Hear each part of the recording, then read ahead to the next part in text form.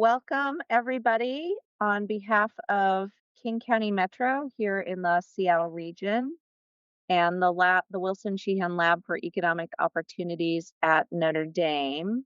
I want to welcome you to the launch of our Evidence Matters series. We're really excited to get this off the ground.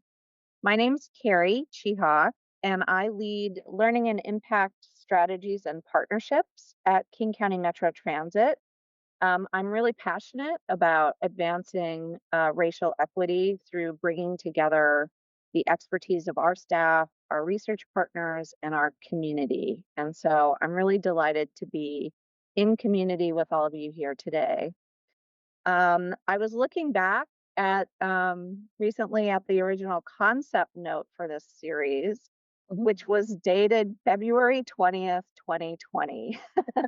And just thinking about what a different time that was. And we had originally conceived this as um, like a 2-day summit. And given COVID and everything that's happened in our lives, we've reconceptualized it as a series of virtual events. And it's really so great to see so many friends and colleagues from around the country here. And despite the changes in COVID, our purpose for these events remains the same. We're working to build skills and knowledge that support a focus on impact and outcomes in the social sector. We want to celebrate some of our successes in evidence-based practice, and also share our challenges and engage you in helping us overcome those. And we are really interested in building a community of practice so that we can learn from each other. We are particularly interested in promoting evidence-based practice among transit agencies, and I know many of you joining us here today are from transit agencies. There's a lot more work to be done, you know, in this area to focus on mobility as an outcome and as a human right. And we all know that transit and transportation are a key determinant of access to opportunity and to achieving racial equity. So we've got our work to do, and we're excited about it. And at the same time, we expect that many events in this series are going to be of interest to a broad range of social sector organizations and research partners. At King County, we're really fortunate to have our friends at the Lab for Economic Opportunities, LEO, as our partner on a broad range of projects. Our relationship together dates back about 5 years to 2017. And together, we've been exploring the impact of King County innovations in addressing a wide variety of issues like homelessness prevention, criminal justice, emergency rental assistance, and access to transportation. And we're always bringing a strong focus on racial equity into that work. So, in this first Evidence Matters event today, we're going to have about a 15-minute presentation on what impact evaluation is, hence the title of our series, of our event today. And then we're going to turn it over to a panel of three folks who recently attended a course on impact evaluation from JPAL and who are working in in the transit field to advance a focus on impact and outcomes. So you'll hear from them. And we are definitely planning to spend some time at letting you ask questions of us. And we'll be recording the presentations. So up until the Q&A, and then we'll turn the recording off and allow you to ask your questions.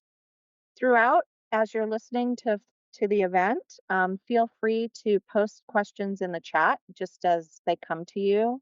I'll be monitoring that chat and helping our panel lead pull your questions up. And when we get to the Q&A, you can also just use the raise hand function, turn off your mic. We want this to be interactive. So with that, I want to introduce Dr. Rachel Fulcher Dawson. Rachel is the Associate Director of Research Operations at LEO, and she comes into that role with a lot of experience in education and early childhood. And the thing I love about Rachel is that she's constantly working to bring that policy perspective, the research, the practical side of research, and practice together. And so, with that, I will turn it to Rachel.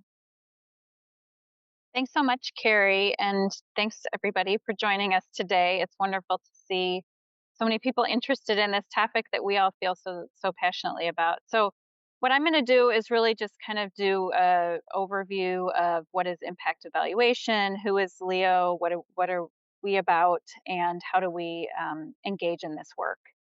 So at Leo, um, you know, we recognize that around the country, across America, there are service providers like our friends in King County that are doing great work to take on poverty in all its complexity. We unfortunately still know too little about what's working and why. And so at Leo, we help service providers apply scientific evaluation methods, that's impact evaluation, to better understand and share effective poverty interventions.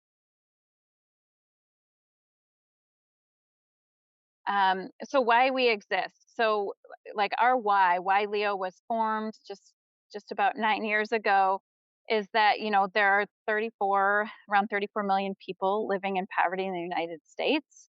Um, and there's about $1 trillion spent every year fighting poverty.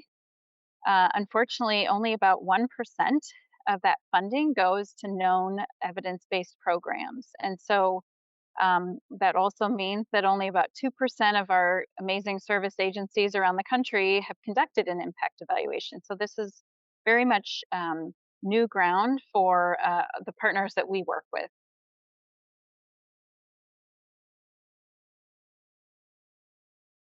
So, how does Leo do this work? What do we do to engage it? And I will say one thing we do that our lab takes very seriously is we put providers, people on the ground running programs at the forefront of all that we do. So we don't sit from on high as researchers and say we know exactly what the answers are, or we know exactly where the research should guide us. Instead, we go and we identify the innovators. So people around the country who are designing and running programs to really try and improve the lives of our most vulnerable neighbors and friends. So we do that by teaching about impact evaluation. So through things like this webinar, where we just engage with audiences to help everyone understand what an impact evaluation is and what sets it apart from other kinds of evaluations. And we overlay research design on anti-poverty programs. And so the way to think about that is really just that we're not coming in and disrupting every single thing about the way a provider runs a program. Instead, we listen and learn how social service providers are running programs, and then we help work with them to design ways to integrate data collection and research into the way they're running programs so that we can really ask and answer the questions about who's benefiting from the program and how much is the program impacting them. We also, of course, our foundation is at a university, so we are a learning organization. We learn and iterate alongside our providers so that as we learn things, we share what we're learning with initial analysis of data as it comes in, so that our partners know what we're seeing and also can utilize that to think about how they're running programs or how they're reaching out to their clients to engage them in their programming. And then finally, we share our findings and work to scale them. So really, that just means, as we get results on our studies, we don't just want them to be published in academic journals that maybe 5 economists read. We also want people who can use that information to improve the way they do programming, or change the way they can do programming, or scale their programming to get the information in their hands so that they can utilize it to really help people that can benefit from that knowledge. And of course, the other part to that is getting the information in the hands of policymakers who often are the ones making funding decisions about which programs to fund or what kinds of um, funding to attach to different kinds of programs. And so that's our kind of culminating event of how we work our process. So why impact evaluation? So impact, of course, understanding impact starts with knowing.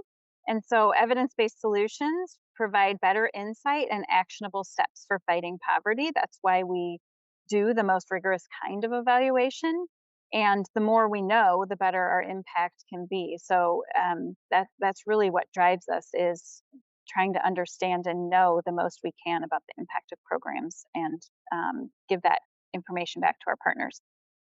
Also, more evidence equals more support. One thing we hear consistently from a lot of the providers we work with is that today's policymakers care about impact on people's lives, and so being able to prove the impact with evidence helps our partners secure additional funding, whether that's through government sources or philanthropic sources, to support their poverty fighting missions. And then additionally, third party validation of impact really helps, and gives a lot of credibility where there may be questions of how do we really know what's working or for whom. And many social service leaders and their staffs and supporters welcome this kind of independence, independent confirmation of the impact of their agency's work. It's really kind of critical that an agency that really wants to understand the impact and demonstrate it to their stakeholders, works with someone like Leo and others in this space to create kind of that continuous improvement loop, and this does ultimately also attract future investment. So randomized control trials, that's the primary way that we do our impact evaluations. And this terminology may sound familiar to you. It's in the medical field. This is how drug trials are done, and other kinds of medical interventions are tested out to really understand the impact and validate whether something is working or not for the population it's trying to help. And so randomized control trials, we abbreviate that RCT, help us attribute differences in outcomes to the program and not to other factors.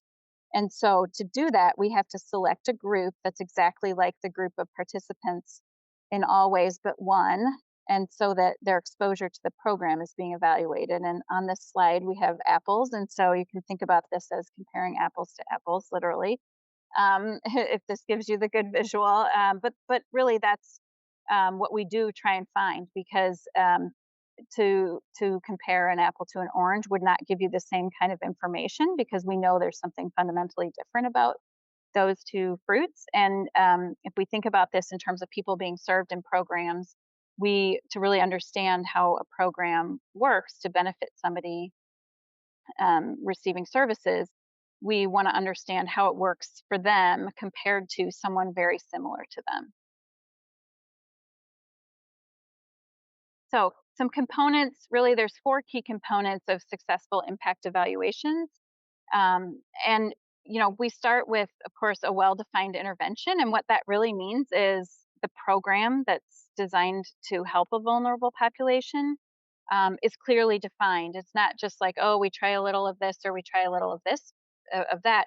It's clearly defined, kind of what the program is, what it's designed to do, who is providing the intervention or service, how much service they're providing. So that we in the research world call dosage. So is it something that someone's receiving service or contact with a provider once a week, or is it a one-time thing? So really all the details that clarify what exactly the program is doing. And kind of the counterpart to that, in many ways, is the second key to a successful impact evaluation is meaningful and measurable outcomes. So this is different than outputs, which you may hear in different types of evaluations. But outcomes, we really want to think about not just how many people were served by this program, but how were they better off because of the program. So then you can think about things like employment or income or educational completion, or in the instance of our partnership with King County, things like housing stability, homeless shelter entry, and transit usage and mobility and health outcomes, things like that. So, really dialing into what are the key outcomes that this program is meant to improve for the people being served. And then a third element is ample sample size, which is kind of a tongue twister and a rhyme. But there, we're just thinking about to really do this kind of evaluation well, we need there to be, and programs need there to be a decent volume of people that are eligible for a service so that we can really do the kind of analysis we want to be able to do and demonstrate it with statistical significance, which really just means like, can we for sure say something about what the program means for people being served by it? And then that also relates to kind of the fourth component of a successful evaluation, and that's the comparison group. So again, like in the apples to apples compare or analogy that we had in the last slide, it's thinking about do we have a group of people who are eligible for the same program that we're evaluating that otherwise look the same as the people getting the program. So we really need comparable groups so that we can compare the outcomes of each group and know that the only real difference is that one group got the program and the other did not. So, some pain points. So, we have worked with, we currently have about 70 different research studies around the country, and I think over 30 different communities with over 100 different partners. But we've also talked with probably close to 1,000 different providers around the country over the years. And we know that what we're asking providers to do and working with them to do is different than how they've run programs before or collected information or enrolled people into programs. And so some of the things that we hear are these kinds of things that, it seems unethical to put people in a control group when they desperately need a service that you offer, or that kind of research doesn't seem right, or that, how can you, this is a big question, how can you conduct research that excludes people from services? And then, from really mostly the front line, people actually enrolling people into programs is I don't want to be the one to tell them no. And that's something we take very seriously, and understand that level of when you're face to face with someone, what that feels like and looks like. And so, go to the next slide. I think. So for us, I can kind of address, how we know that to be an ethical randomized trials and impact evaluation to be an ethical way of doing research is that, for our providers, we know that they're serving as many people as they can, but for the most part, there are many more people eligible for the programs that they're offering that don't get the services. And so, we get a lot of feedback that the way that people enroll into programs is kind of first come, first serve, or there's a wait list, or there's some other rule being used to allow people to get a program, the services that they need. And so, to that point, really, this is randomizing people into getting the program or not. Is just a different way of prioritizing who gets the program. So the same number of people are going to be served by the program as would be if we were never there, right? So we're not turning people away unnecessarily. And in fact, we definitely talk to providers who are interested in this kind of work, and they're serving a very small number of people. And to our knowledge and to their knowledge, they're serving everybody eligible. And so in those instances, this wouldn't be appropriate or the ethical way to do things, and we would say, okay, we need to think about this a different way. But so many programs that we talk to and that we ultimately work with actually have a lot of excess demand for their service, and they um, you know want to help as many people as possible. They want to target the right people. They have scarce staff time. They want to protect client privacy. So those are kind of the motivations we hear from providers. And We're able to do and acknowledge all of those things in a impact evaluation.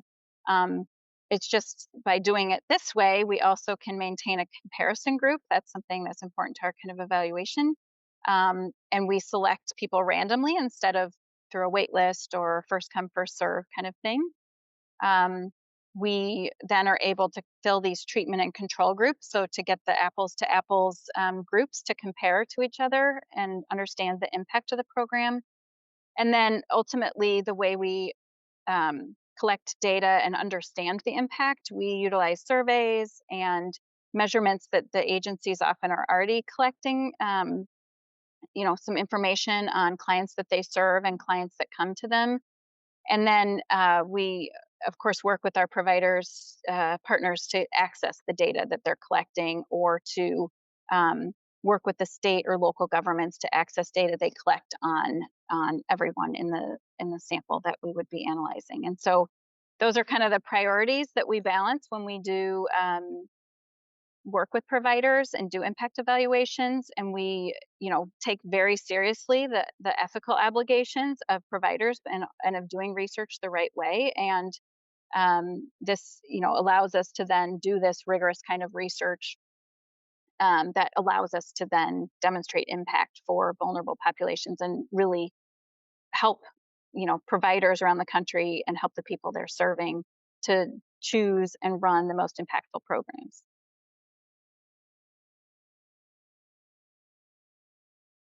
Great. Thank you so much, Rachel. And if anyone has questions for Rachel, go ahead, put your questions in the chat, and we will turn to that at the end of at the end of our time together. But right now, I want to turn to our panel, and this panel of folks is really special to me because in many ways, our panel facilitator, Rohit Nampally, is kind of a founding partner in this series as well, because it was really through JPAL North America that King County and Leo got connected with each other. So I'm really excited to have Rohit here as our moderator. He's the senior research and policy manager at JPAL North America. And Rohit is always balancing that fine line between realism and hope. And he has an amazing way in which he blends his data and people skills together for impact. And then we've got three panelists with us who, as I stated, recently participated in a course at JPL North America on impact evaluation. Maria is a program manager here at King County Metro in our reduced fares team. And Maria brings a lot of policy, program management, and direct service experience into making our transit services more accessible to everyone in our community. She's always bringing an equity lens to the work, and particularly I appreciate how she's always helping us to bring in the context of our customers' lived experience. Lori Mims is also at King County Metro, where she's the lead for our research and innovation work. Her primary focus is around customer and market research, and that informs the design of many of our Metro services. Lori's a strong champion for our equity and social justice work at Metro and helping everyone in our organization live our values in our work. So thank you, Lori. And then Judas Santos is a program manager in equity, access, and mobility at the Bay Area Metropolitan Transportation Commission. She oversees the delivery of the Lifeline Transportation Program across a 9-county region, really huge region. And Judas is also a fellow at the Robert Wood Johnson Foundation, which I think really recognizes how Judas is constantly seeing the interconnections among things, such as the interconnection between transportation and health, and how important that is to advancing equity. So with that, Rohit, I'll turn it over to you to kick off our panel discussion. Hey, thanks, Carrie, and thank you all for having me and for just putting together this terrific panel. So my role is mostly to get out of the way with the panel, so I'll try and do that as quickly as possible. Before we begin, I want to introduce JPAL. So we're the Poverty Action Lab, a global research center at MIT that works to improve the lives of disadvantaged communities by figuring out which social programs and policies work. So you can see our mission is very closely aligned with that of Leo's. I sit at the JPAL North America office, where we focus on partnering with nonprofits and governments in North America to create new evidence in social programs, disseminate evidence so it can improve policymaking, and training government leaders to be more effective producers and consumers of evidence.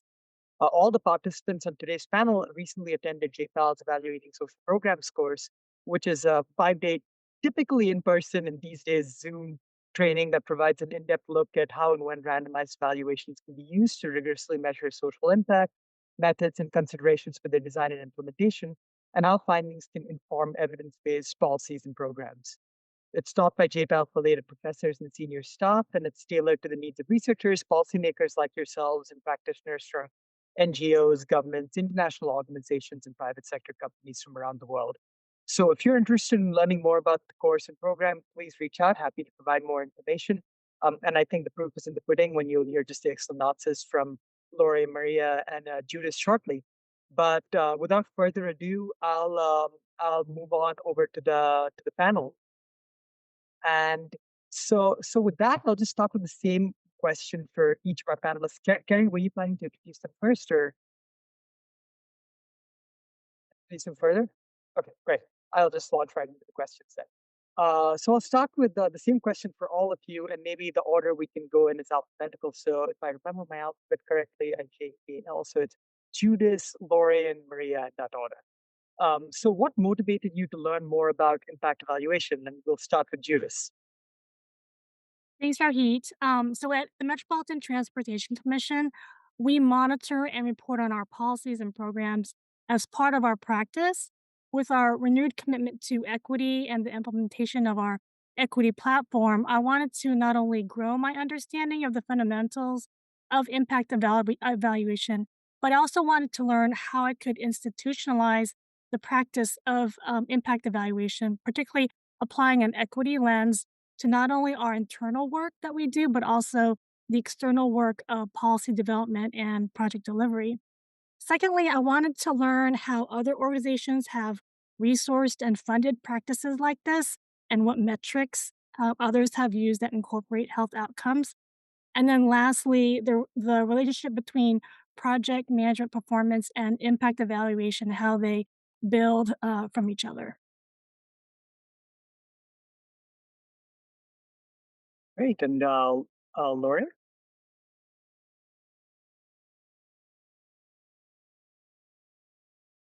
Looking for my mute button. Thank you for your patience. Um, my reasons are very similar to what Judith just mentioned, but also for personal and professional growth. King County is focusing on equity and social justice and improving the quality of life of residents in the county. So I thought this class would help me understand or think about how to go about looking at outcomes. How do we really measure and understand the impact that we're having on improving outcomes for residents in the county? And it's important that we know how well we're doing so we can shift or make adjustments or tailor our services to reach our goals and objectives. So those are the main reasons I was interested in participating in this course. Thanks, Lori. And Maria, same question for you. What motivated you to learn more about impact evaluation? Yeah, thank you for that question. As Carrie mentioned earlier, I get to work on a couple of different pilots and projects here at King County Metro. And through that work, I've gotten to work with some really great researchers. But I'll admit that one of my reasons for wanting to get a better understanding of impact evaluation was because in my head, I was making a distinction between the research that I was seeing as researchers with an uppercase R, while I was only seeing myself as a researcher with a lowercase r. So I personally wanted to feel more confident about being able to make sure I was really understanding what was the evaluation efforts that I was a part of, and in being able to feel more confident in being able to be a liaison between those capital R researchers and other folks on our team that maybe didn't even identify as researchers at all. But I did since realize that, like, while that was my main motivation, um, I realized that the distinction that I made in my head between these capital R researchers and these lower R researchers wasn't true. And that in reality, you don't have to be this academic upperface R researcher in order to get started with doing impact evaluations. Thanks, Maria. So I heard professional and personal growth, melding the two conceptions of researchers. And so now that you've learned all of this and completed your professional and personal journeys in this course, how do you bring that forward and move forward with what you've learned? And maybe we'll start with you again, Judas. Thanks, Rohit. So in my particular situation, I learned that there are a number of organizational elements that are important to set the stage prior to rolling out an impact evaluation effort. The first is that there needs to be a strategic priority in linking whatever project or policy that you're working on with funding at the highest level and at the very beginning. Secondly, that there's a structure and process in place to support the equity evaluation initiative. Third, identifying specific strategies and equity metrics early, upfront, and collaboratively. And then lastly, having collaborative partnerships and championing the evaluation process, not necessarily tied to a particular outcome. So it was important in our situation to have this groundwork in place, setting the stage prior to beginning the initial work of impact evaluation. Thanks, Judas. And, all right, Laura, you know the drill. Yes. So for me, I feel like I can start with where I have direct influence. So the research projects that I'm currently working on, actually taking what I learned and applying it to that work.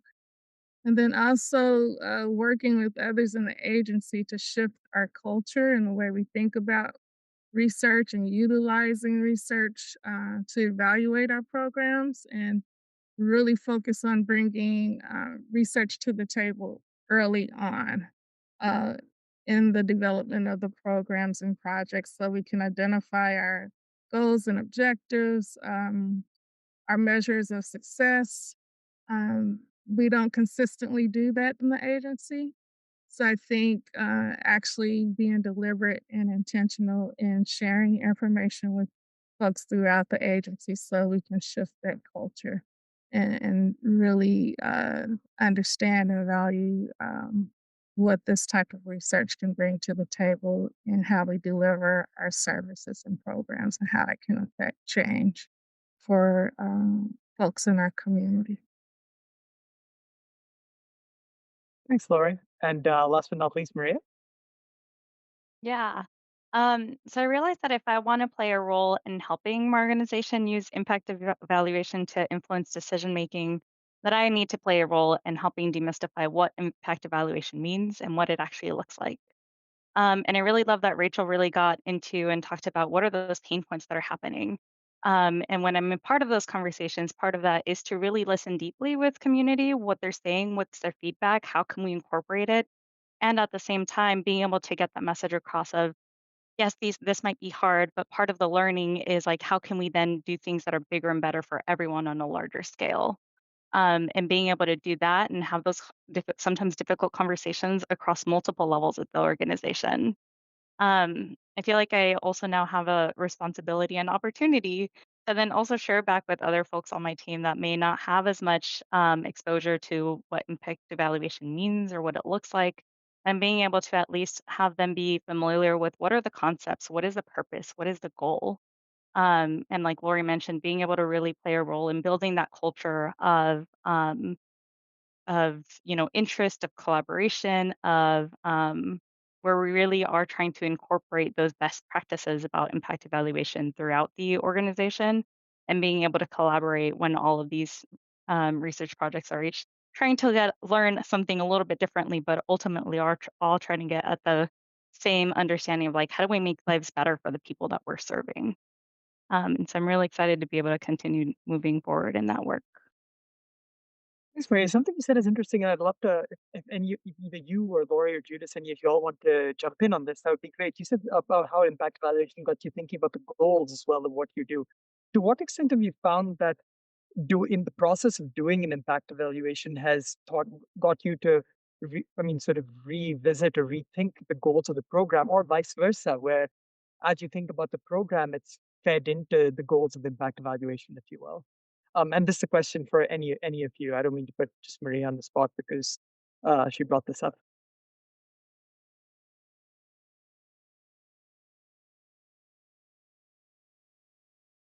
I think one of the things that forced me in some of my research projects to take a step back on is, well, we know for Metro at least that the intermediate outcome is we want people to feel like they can access transit easier, that it's more accessible, that they can ride more. But it really then has been more reflecting of, and what do we expect that to look like once they do have better access to transit, once their mobility is increased? What do we imagine those downstream outcomes, that real impact to be? And in some ways, it was interesting in like some conversations had been like, well, they'd have better jobs, they would be more likely to be employed, they might be able to better access healthcare. And I think in recent conversations, we've taken it one step further and been like, well, what happens after that? And I think it's really people feel connected. They have a community. They feel like they are in ownership of their lives and that they have that they're able to move forward in life in the way that they so choose. Thanks, Maria. Lori or Judith, I see you just unmuted. Go ahead. Yes. So here in the Bay Area, we launched the Clipper Start means-based transit discount pilot, and during the course of the evaluation, we initially had focused on more implementation outcomes. Uh, However, because of this renewed commitment to equity, we've really focused on the impact outcomes related to access to opportunity, as well as addressing affordability.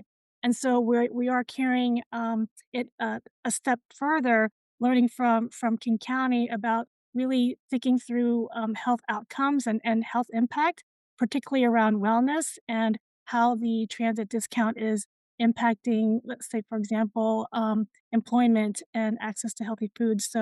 Um, so really, going through the course helped us not only um, learn and enhance our understanding of the fundamentals, but also taught us what other um, agencies are doing related to health outcomes.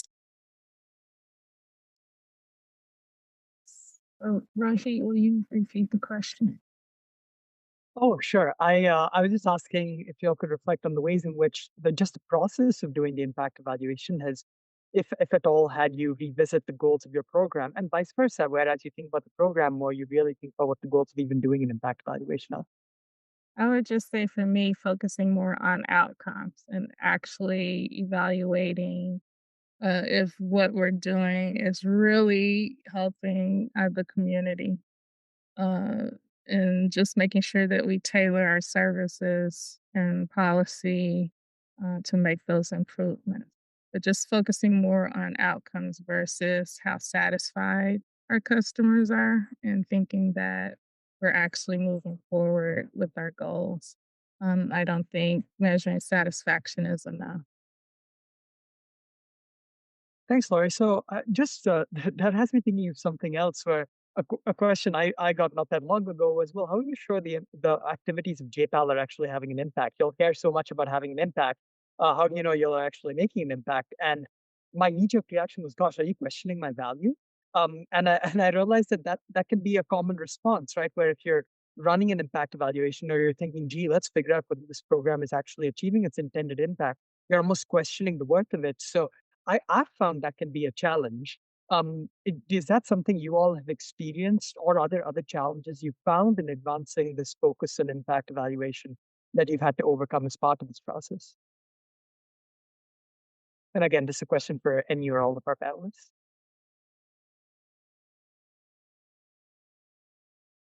For me, I think the challenge lies with time. We're very focused on producing and implementing, and some folks are concerned with the time it takes to actually develop a thoughtful evaluation process. as well as budget and resources. So I'd say that I would identify that as a time and resources.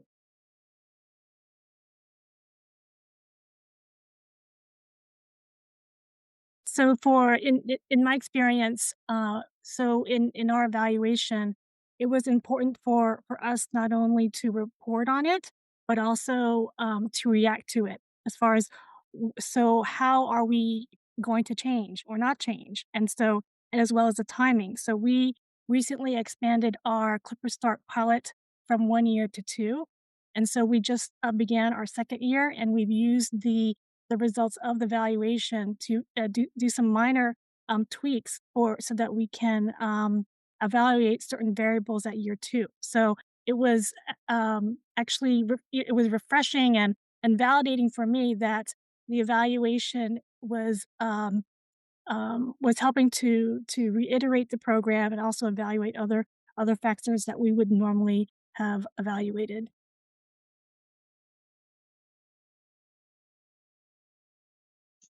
And I think the only thing I'll add is that sometimes there's the question of, well, we already did something like this. Why do you need to do this evaluation again? And I think that's where it's important again to understand that there could be evaluation, but then there is a distinction between what impact evaluation means of really being able to test like what would the difference have been without this, and not just of like the pre and post, but being able to have more of that control group and being able to more accurately say that the outcome that we're seeing is because of this intervention that we did, whatever it is. And so that is sometimes a challenge of the distinction isn't very clear. So it seems like you're doing the same thing again. And so it can be, why are we doing this? We already know this outcome or this response. And it's like, well, you know the outputs, you don't know the outcomes, like what are some things of like people might be writing more, yes, but do we know like what happens after that? Like, do we know the impact it's actually having on people's lives? And it's like we don't. And so I think that's um, having that kind of distinction of takes impact evaluation to that next level and why it's worth doing, even if similar projects may have been done.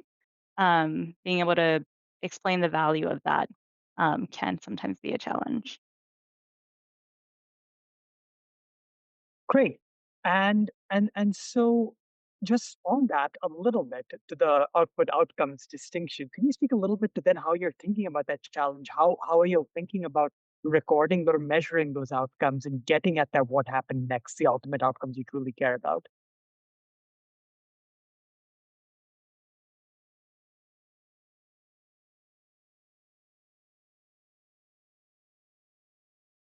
It can go. I guess that's one of the things of that's also one of the pain points around impact evaluation usually is that having to have a control group and a treatment group, being able to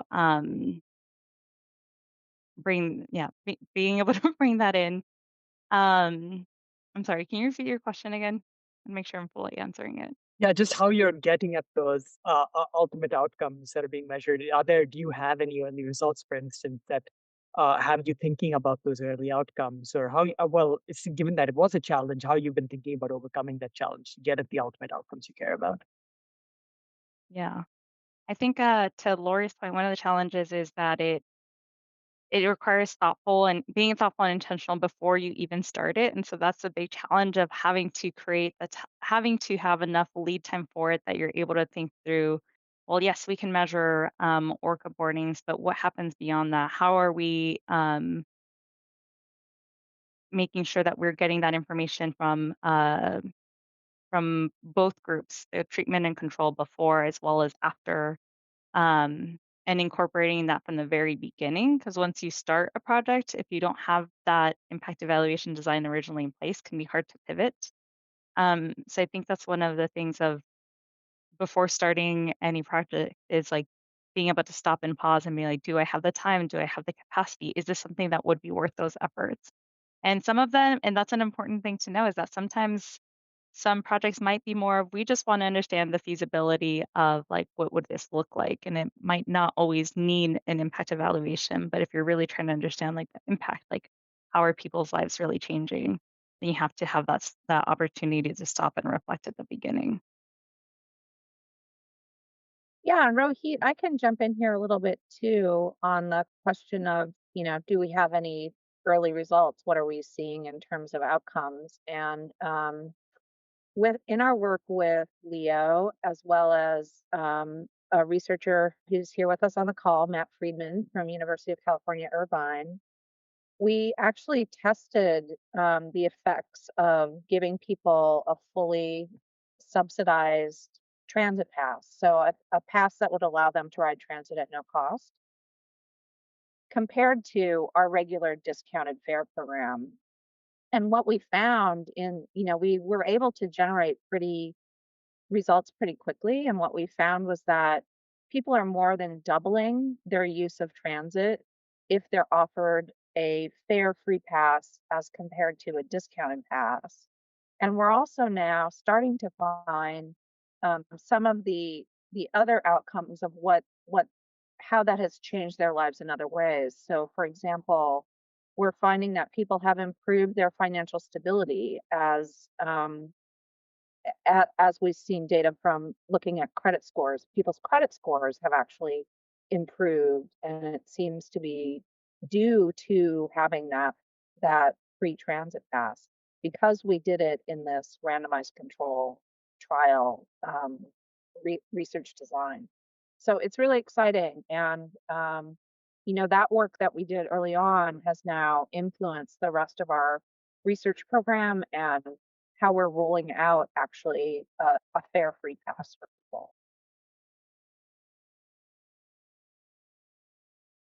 Thanks, Carrie. It's always nice to hear early results. Like you sort of see the light at the end of the long impact evaluation tunnel. And I see Matt's on the call as well. Thanks for joining, Matt. Um, so we're going to play a little game of impact evaluation Madlibs, if you will. So I'm going to give each of our panelists to start with a sentence, and I'd like you to complete it. Now, it doesn't have to be completed in just a sentence, so feel free to elaborate as much as you'd like. And since we've been starting with Judas, I'm going to mix it up a bit and start with Lori instead. So, Laurie, if you could complete the sentence, please. Impact evaluation is important in our work because, oh, you might still be muted, Laurie. Sorry. Thank you. It helps us understand how well we're doing at affecting change. Are we investing our resources wisely so that we can accomplish our goals and objectives? So I think that's why it's important to make sure that we provide the proper services, that we're responsible with our money and investments, and actually create the changes that we're seeking. Thanks, Laurie. We have a different question for each of you, so that makes the MATLabs a little more exciting. Now we will transition to you, Judas. So, your biggest takeaway is Impact equals factual minus counterfactual. That's like tattooed in your brain. So the impact of the program is measuring the difference between factual minus counterfactual. that warms the cockles of my J-Pal heart, Judas. I don't know if any of you have ever seen the old Saturday Night Live skits with, I think it was with Dan Aykroyd as Hiro Sarducci, where he had to sum up the knowledge of any one field in one sentence. So economics is supply and demand. So yeah, impact evaluation, knowing about the counterfactual, perfect. I think you aced the course. And so Maria, we'll end with you. The best advice you have for others considering impact evaluation is. So remember that it's more than just a randomized control trial. Rachel mentioned this earlier, but I think it is worth repeating again that impact evaluation is still guided by strong ethical principles around obtaining genuine and clear consent, doing no harm, minimizing risk, and making sure that those participating in research are also reaping the benefits and not just shouldering the burden. And that impact evaluation can and probably should be done alongside, having strong partnerships with people that you are engaging in these research projects with, and incorporating any other kind of practices that can help really strengthen those evaluation projects. Wonderful. Thanks, Maria.